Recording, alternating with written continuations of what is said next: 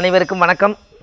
பாரம்பரிய திருவள்ளுவர் குல வம்சம் பிரசன்ன ஜோதிடர் சுபமாரிமுத்து திருப்பூர்லேருந்து இந்த பதிவு உங்களுக்காக. இன்றைக்கு ஒரு ஜாதகத்தில் ரேவதி நட்சத்திரத்தை பற்றி இன்றைக்கி நம்ம பார்க்க போகிறோம். ரேவதி நட்சத்திரக்கார் எந்த தீர்த்தத்தில் குளித்தால் நல்லா இருப்பாங்க? இந்த ரேவதி நட்சத்திரம் இருக்கலையே 27வது நட்சத்திரம். இந்த 27வது நட்சத்திரத்துக்கு ஒரு பெரிய அற்புதம் இருக்குது. கூட்டினீங்கன்னா 7, 2, 9. 9ங்கிறது நவகிரகம், 27ங்கிறது முடிவு. அது மோட்ச ராசி. மீனம் என்பது மோட்ச ராசி அப்படின்னா பாரு. அப்போது இந்த ரேவதி நட்சத்திரம் மீன ராசிக்காரர்களுக்கு எப்பவுமே பாருங்கள், இருக்கிறதுலையே கடைசி நட்சத்திரம் தான் ரேவதி. அப்போ அந்த ரேவதியில் யாராவது ஒருத்தர் பிறந்தாச்சுன்னா அவங்களுடைய முன்னோர்களுடைய வம்சாவளியில் ஒரு பேரு புகழோடு வாழணுங்கிறது இவங்களுக்கு எப்போதுமே இருக்கும். தெய்வ அம்சம் பொருந்திய நட்சத்திரம் அது ரேவதி. அதில் நம்ம முன்னோர்களுடைய வம்சாவளியில் நம்ம தெரிஞ்சுக்க வேண்டிய ஒரு நல்ல விஷயம் என்ன அப்படின்னா, ரேவதி நட்சத்திரத்தில் யாராவது ஒருத்தர் பிறந்திருந்தாங்கன்னா சங்குப்பூ கேள்விப்பட்டிருப்பீங்க. சங்குப்பூ, இந்த சங்குப்பூவை நீங்கள் கூகுளில் சர்ச் பண்ணுங்கள், சங்குப்பூ கிடைக்கும். இந்த சங்குப்பூவை தண்ணியில் போட்டு கொஞ்சம் பன்னீரை ஊற்றி நம்மளுக்கு வேணுங்கிற அளவுக்கு எல்லா விஷயங்களையும் அதை செய்து, இந்த சங்குப்பூவில் ஒரு பெரிய மாற்றம் என்னென்னா, ஒரு பன்னீரை ஊற்றி எப்பவும் போல் நீங்கள் காலையில் குளிப்பீங்க. காலையில் குளிச்சுட்டு அந்த தீர்த்தத்தை எடுத்து கடைசியாக அந்த சங்கு தீர்த்தத்தை எடுத்து ஊற்றிட்டிங்கன்னா உங்கள் வாழ்க்கையில் ஒரு மிகப்பெரிய ஒரு மாற்றம் உருவாகும் அப்படின்னா பாருங்கள். அப்போ இந்த சங்கு தீர்த்தம்ங்கிறது இதுதான். இன்னும் சொல்லப்போனால் மீன ராசி, அது கடல், அந்த கடலுக்குள்ளே சங்கு இருக்குது, அந்த சங்கு தீர்த்தம் ப்ளஸ் சங்குப்பூ, எப்படி எல்லாமே அந்த காலத்தில் முன்னோர்கள் இது எல்லாமே கோர்த்து ஒன்றுக்கு ஒன்று சங்கிலியாக தான் வச்சுருக்காங்க.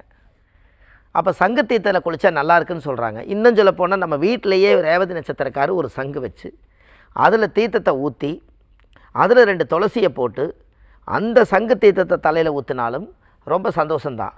சங்குப்பூ கிடைக்கலைனால் எப்படி பாருங்கள். இருக்கலையே ரேவதி நட்சத்திரம் புனிதமான நட்சத்திரம் ரேவதி. நம்ம குளிச்சுட்டா புனிதம் தானே சொல்லுங்கள். எங்கே இருக்குது? கடலில் குளித்தா ஒரு பாவம் தீருங்கிறீங்க.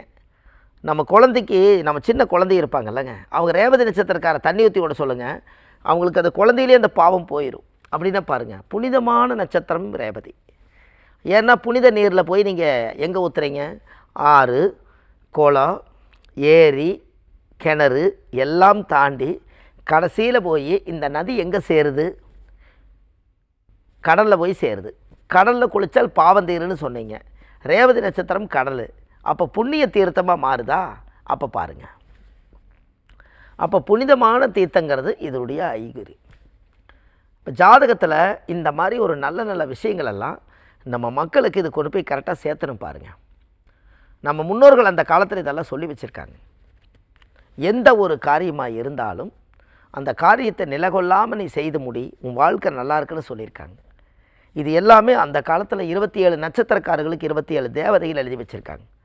ரேவதி நட்சத்திரக்காரர்களுக்கு எப்போவுமே பாருங்கள், அவங்க ரேவதி நட்சத்திரத்தில் கடைசி நட்சத்திரமாக இருக்கிறனால 2 மீன்கள் இப்படி இருக்கும். மீன ராசியில் இப்படி 2 மீன்கள் இருக்கும். ஒரு வளர்ப்பு மீனை 4 மீனை வாங்கி கொண்டு வந்து என் பிரச்சனை தீரிட்டுன்னு அந்த மீனை கொண்டு வந்து கடலில் கொண்டு போய் விட்டுட்டாங்கன்னா இந்த மீனே ஒரு சுதந்திரம் கிடைச்ச மாதிரி லைஃப்பில் நல்லா இருப்பாங்களா? எப்படி அந்த காலத்தில் பிரச்சனை 2 புறா வாங்கி கோயிலுக்கு விடுறாங்க, அது மாதிரி 2 மீன் வாங்கி தண்ணியில் விட்டாங்க.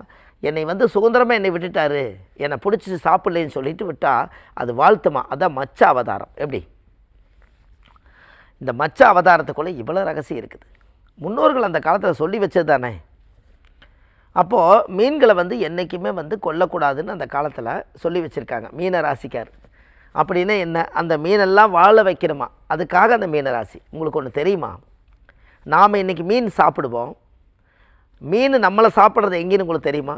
காசியில். காசியில் வயசாகி போய் இறந்தா புண்ணியம்னு சொல்லி வயசானவங்க போய் இறந்துருவாங்க. அங்கே காசியில் தாங்க இருப்பாங்க. இறப்பு வர வரைக்கும் இறுதி நாள் நெருங்கி வருகிறது, இறைவன் அழைக்கும் தெரிகிறது. அந்த காலங்கள் வரும்போது கரெக்டாக காசியில் இறந்துட்டாங்கன்னா அவங்கள கட்டையில் வச்சு எரிப்பாங்க. எரித்து முழுசு எரிக்கிறதுக்கெல்லாம் அங்கே டைமே இல்லை. பாதி எரிஞ்சு பாதி எரியாமையே எடுத்து தூக்கி கொண்டு போய் படகுல வச்சு அங்கே கங்கா நதியில் கொண்டு போய் கல்லை கட்டி இறக்கிடுவாங்க. இந்த கல்லைக்கட்டை இறக்கிட்டாங்கன்னா அந்த மீன்கள் எல்லாம் உள்ளுக்குள்ளே போய் நம்மளை பூரா மீன்கள் வந்து கொத்தி சாப்பிடும். அப்போ பாருங்கள், மீன் நம்ம சாப்பிட்றோம், மீன் நம்மளை சாப்பிட்றது காசினி தான்.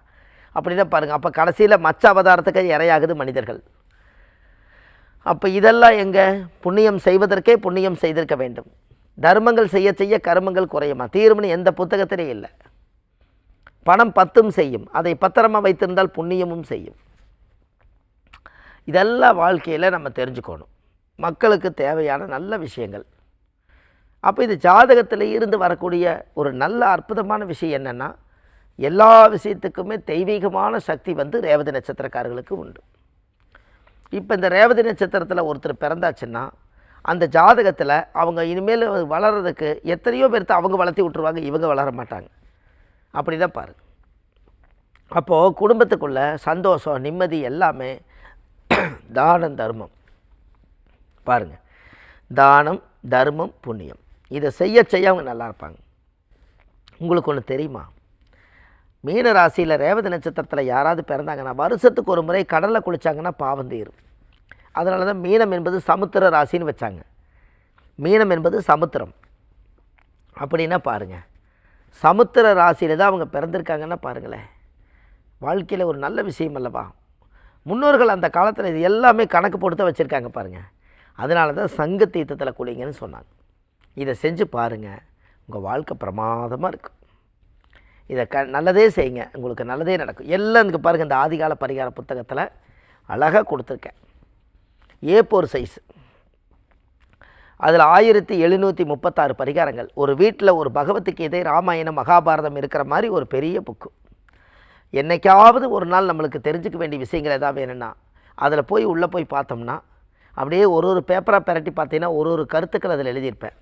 அது மக்களுக்கு வந்து அடுத்த தலைமுறைக்கும் சேர்த்து எழுதியிருப்பேன்.